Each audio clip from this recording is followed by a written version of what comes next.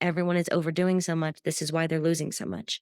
It's because there's so many factors in the market that are potentially dangerous and catastrophic. So, any other questions, comments, or things of that nature? One real quick for you, Jenny and Scott. Is with your guys' background on using trade managers and EAs, if there's like a unforeseen flash crash or whatever spike, how protected or a trade copy or anything have or I guess a lot of those things can't be guaranteed, but what are some of the worst case scenarios potentially that could happen should something like that happen, or is there no worries? Well, what are your guys' thoughts on that? Okay, great question. This is a great discussion point. When you put an infinite time, you have no protection on a copy or service. If you put an EA martingale, and I'm going to be giving you some martingale EAs in the next couple of weeks, all part of your regular membership, that I have screenshots dating back years and years, have worked in many different seasons and cycles of the market, and can make you hundreds of thousands of dollars. Okay. Let me use some things that are outside of the copier. Let's also add in martingale level, which we know are high risk EAs. Let's add in um, the ATM. Let's add in the free versions of a couple of basic trade managers I'm going to be releasing. So I'm going to couple all four of those together. What people need to know is nothing protects you from a flash crash. And that's if it happens to be super, super fast, even the broker can't catch it. So They yes, can't catch all of it. the flash crash is something that especially EAs of any kind is cannot be held reliable for. So that's why those protections are so important. Okay. Remember, my manager, my ATM or my manager is going to protect me, but I should also know where I'm getting out and getting in. So it's my backup for my humanness. It is not meant to replace me necessarily, right? Of course, we can use it. It's nice, but it's our backup. It is not our main. And we have to, number one, own that. If we're setting things to infinite, I'm also trying to say there's EA settings where it doesn't stop scaling you in after 10 entries, right? It'll keep scaling you in after 100 entries. If you have infinite settings, you have an infinite problem, okay? Period. There's no way around it. Now, we also must account for the fact that limiting that limits some other things. It's the push and pull, right? Is this this potential downside worth the potential upside? Only you can determine that. But my answer very blatantly is nothing digitally can protect you from a flash crash because the broker isn't going to keep up with it. So this is a bad example, but just pretend like there's literally no candle here because in real time, this would happen so fast. No candle even got a chance to paint. The price jumped this much. The spread was 10 times this much. To give you an idea, by then, every system, EA, copier, manager doesn't even know what's happening. So by the time the candle paints and even this price does appear, everything is already out of whack. Do you see what I'm saying? There's just no protecting against the term flash crash. There was a New Year's, forget exactly when that was. It was sometime in the late teens, I think, that everything yen based. If you would imagine that this is a monthly chart, I'm going to go to the end if that's okay. I don't think it's on the history anymore, Oh, gotcha. Sorry. but let's just use this chart that's right Okay. here. And I'll put annotate on here. We're trading, I'll put the levels at the far right-hand side of the screen, except that, let's say right here, we have a wick that looks like this.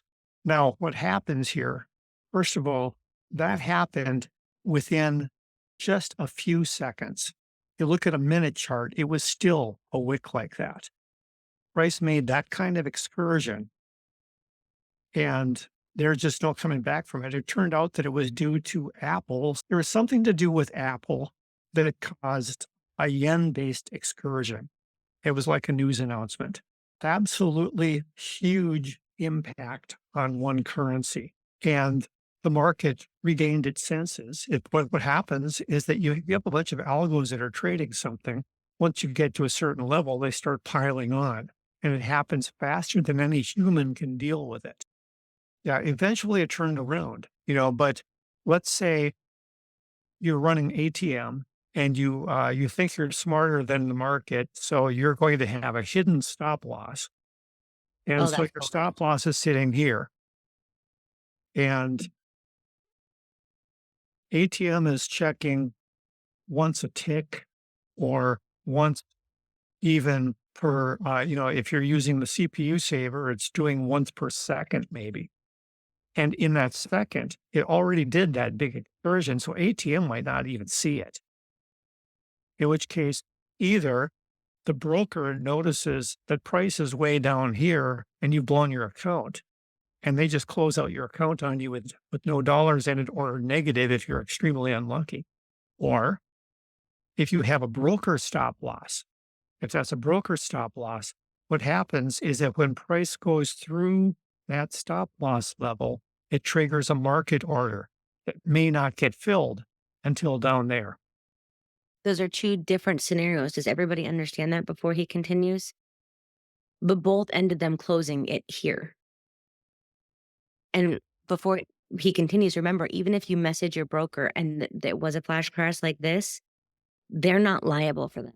So if you say, hey, my stop loss was up here, you guys didn't mark me out till here, that is the agreement you have with your broker. Okay. That is the true definition of slippage. Slippage and falling and breaking down.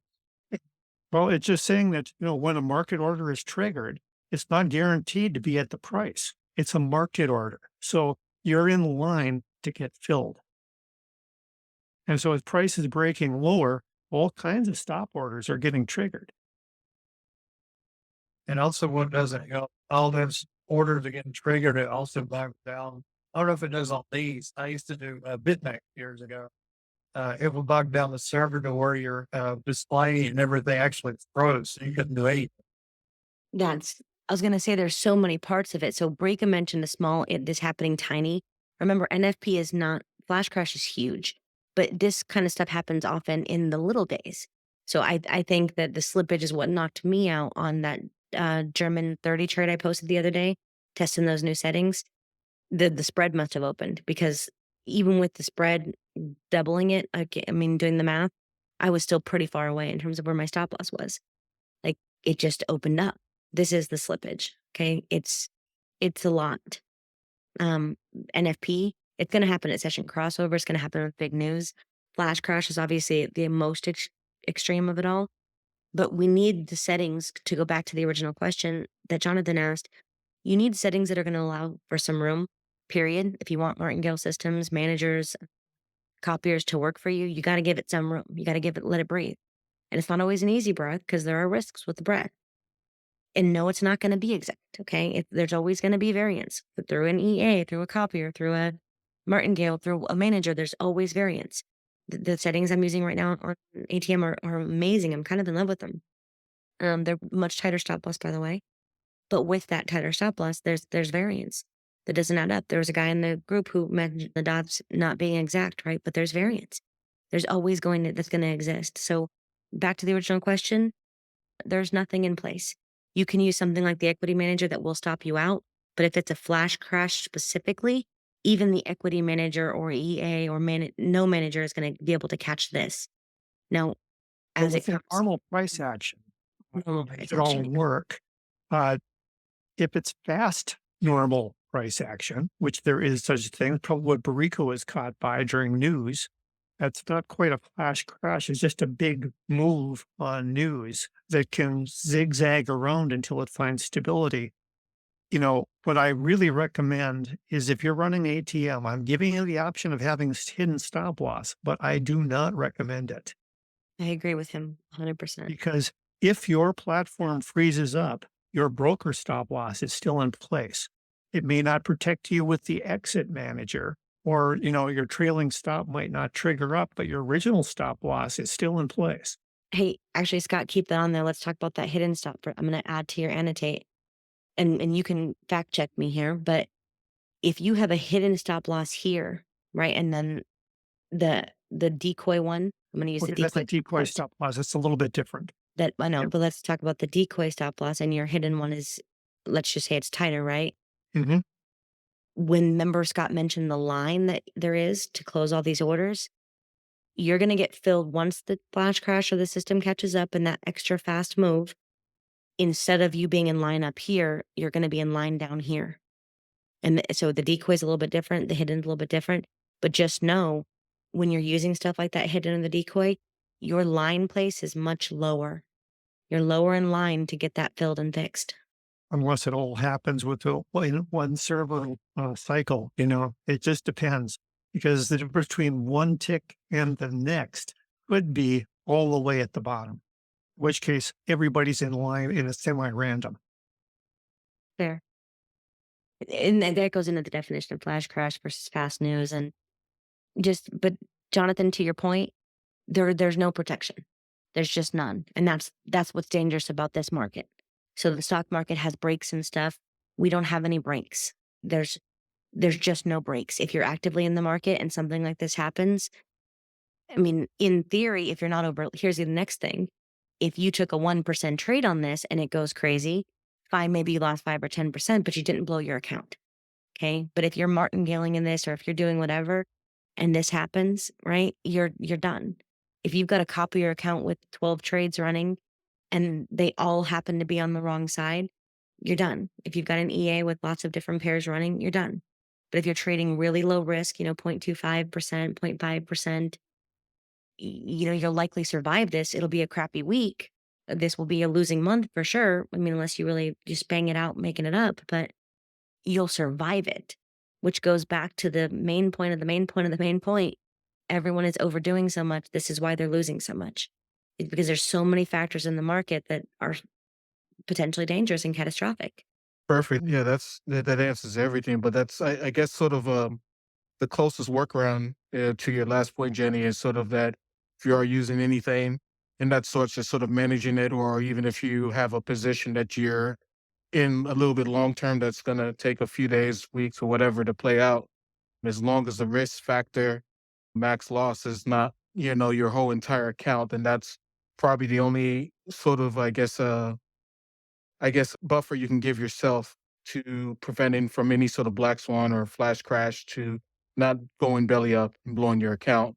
You just be out of whatever percent or worst case scenario percentage. Yes, that. And that's what I'm trying to tell people in terms of the copiers. Worst case scenario, figure out how much of your account you want to lose. So figure out if you're putting $1,000 in, let's say you want to risk, you want to go pretty aggressive, you'll risk 30% of this account.